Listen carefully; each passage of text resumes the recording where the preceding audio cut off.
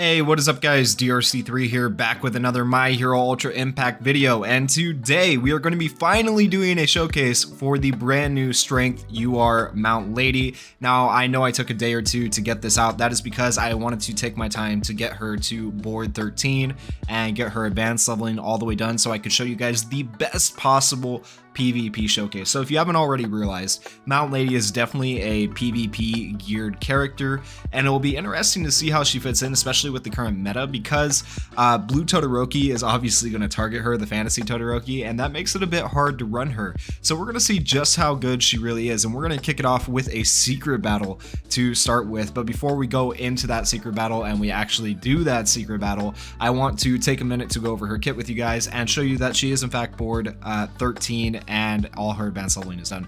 Ideally, I would have liked to get her to level 100, but that would have required more summons on my part that I don't really need to do, and I'd like to save my hero gems because I'm expecting some sort of Halloween or Fest banner or limited banner to come up next, especially with the anime returning. So I would also recommend you save your hero gems. So that's why she's not quite level 100, but ideally I would have liked to get her level 100.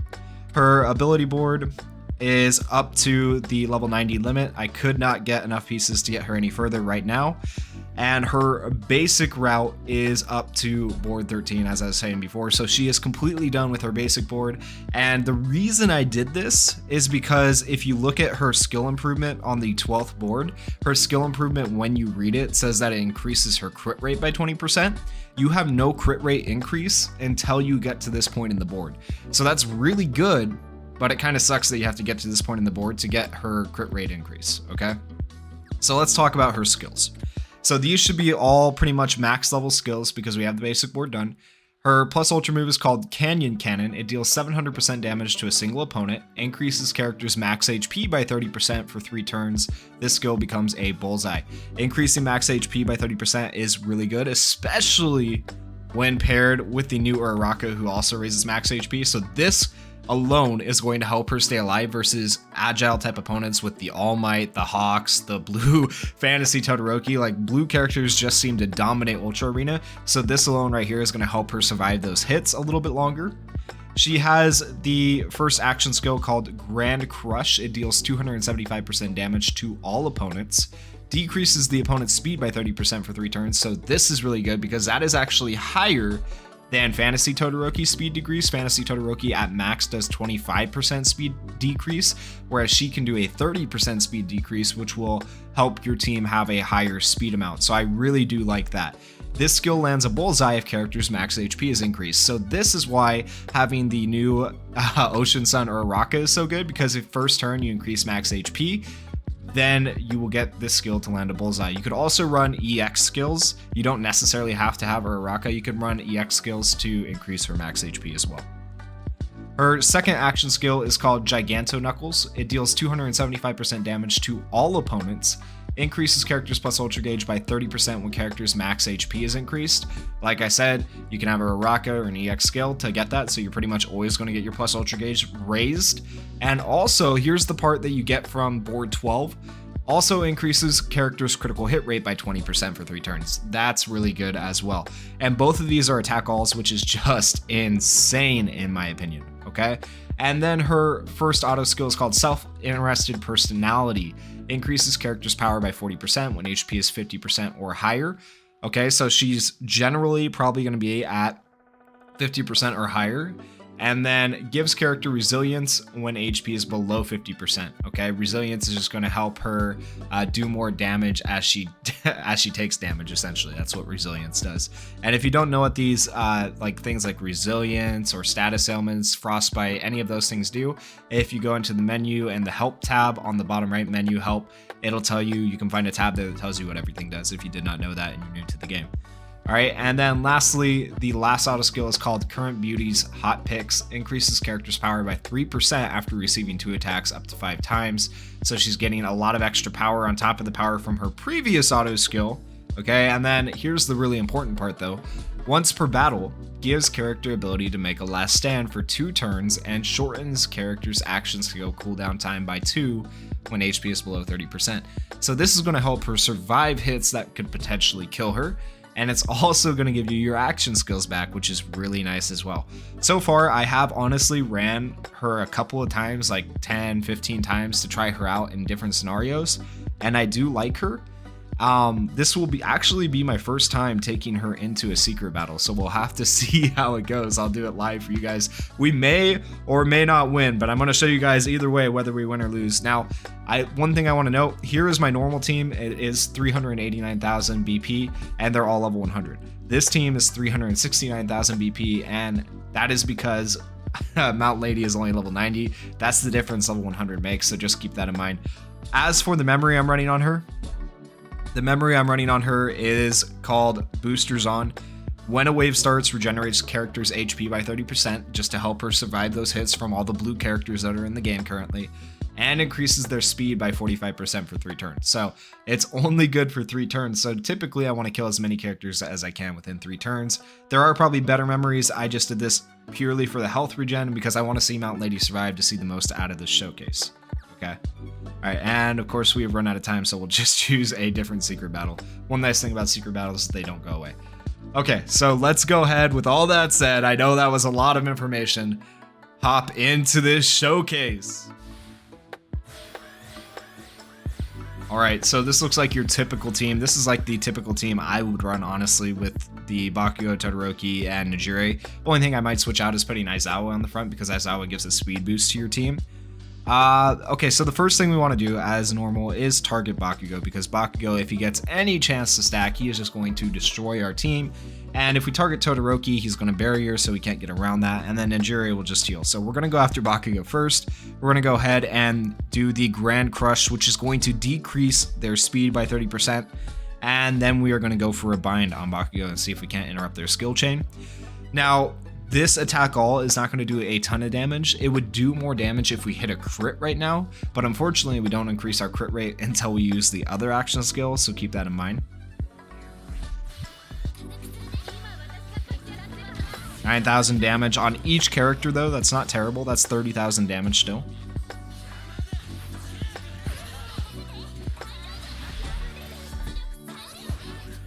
Alright, and you can see Bakugo is almost dead. We still have a full health Mount Lady because of the memory we have. We got that HP regen.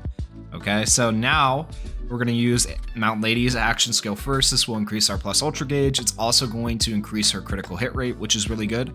Then we're going to use Aizawa's tailspin kick to try and kill Bakugo off, and then hopefully we can use Uraraka's gravity blow to reduce action skill cooldown time on one of the other 2 characters.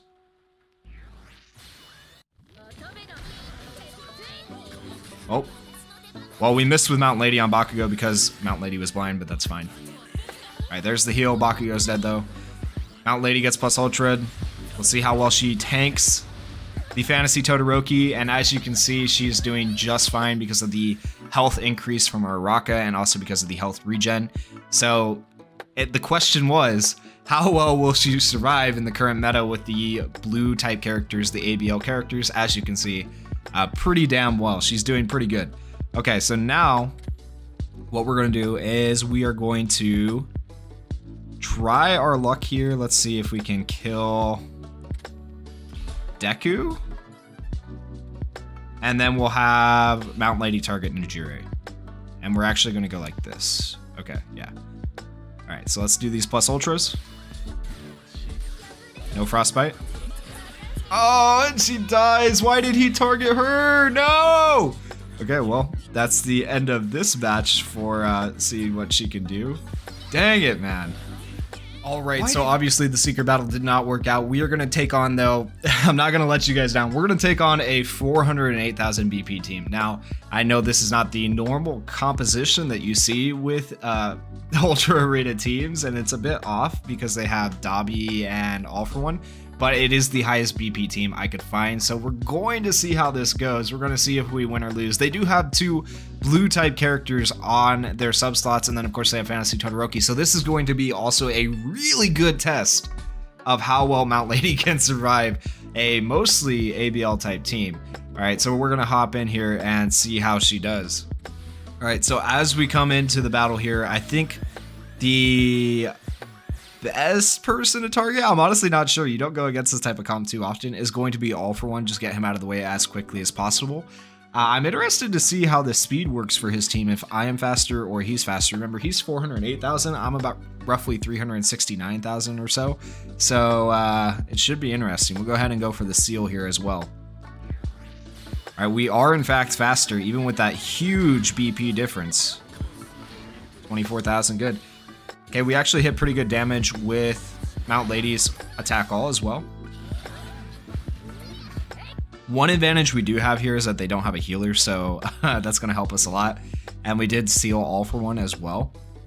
Alright, so we're going to go ahead and do Mount Lady's attack all. This will increase her plus ultra gauge and also give her crit rate, which is going to help us with the plus ultra. Hopefully the plus ultra will hit a crit. We should kill All For One right here with Mount Lady and Aizawa together.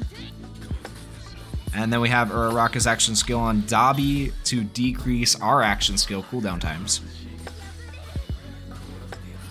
Oof. Oh my goodness, Mount Lady took some hits right there.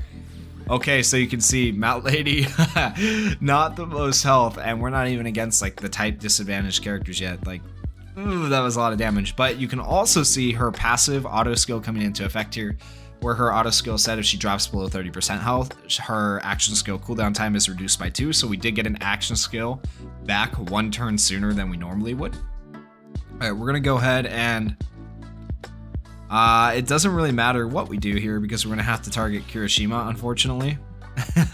So we're gonna go ahead and try to kill Kirishima. Okay, Aizawa should get rid of the barriers. Nice. Uraraka attacks Dabi. Mount Lady attacks Dabi. And right here, she might die, she might live. It depends on her last stand. Okay, her last stand keeps her alive for that hit. And you can see just how clutch that last stand comes in. She actually has last stand for 2 turns, so we have 1 more turn of her last stand as well to keep her alive. That's what I wanted you guys to see. That is how good she can be. For whatever reason, I think she was just too high health when Deku one-shot her, so the last stand didn't kick in, and that was just unfortunate. Alright, so we're going to go ahead and let's do this. Decrease their speed before she dies if we can. Hopefully she doesn't die right away. We'll see though. The counter might actually end up being the thing that kills her. Okay, and there she goes. There she goes. But she did like last those 2 turns, which is impressive on its own. All right, here we go. We're gonna do these. Kill off Kirishima. Kill Todoroki. And now all we're left with is Blue Hawks. That was almost... I don't want to say it yet because he could still hit us for a lot of damage, but that was pretty dang close to almost having a perfect for having such a big BP deficit. Like, that was a huge BP deficit. So the last stands on their own literally make Mount Lady viable in PvP. And the fact that she increases her health matched with the Uraraka's increase in health, it helps her survive those hits from characters she might normally not be able to survive those hits from. And she was getting targeted there and she tanked really, really well in my opinion. As for PvE, I don't really see her as a PvE character because she doesn't really have technical hits or anything besides crit raise, and she only raises her own crit, so she's definitely a PvP character, not a PvE character, which is why I'm not going to show you guys like a VE tower showcase or anything like that. But if you guys enjoyed the video, if you think she's good in PvP, let me know in the comments down below. If you think she's just subpar or you didn't like her, let me know in the comments. My overall verdict though, I think she can be very good in PvP. I think she'd be a lot better at level 100. I think she's one of those characters that needs to be level 100 to be good, but I think she is definitely viable, and I think we're starting to build towards a new meta team with the Uraraka and the Mount Lady. I don't think it's meta yet. I don't think it'll be meta anytime soon, but it is a nice start towards different types of team builds and stuff like that. At least that's my opinion. Let me know what you guys thought down in the comments below though, and if you guys enjoyed the video, please go down there, hit that like button, hit that subscribe button. I am still trying to reach 1,000 subscribers, and I can only do it with your guys' help. And thank you guys for watching. Peace.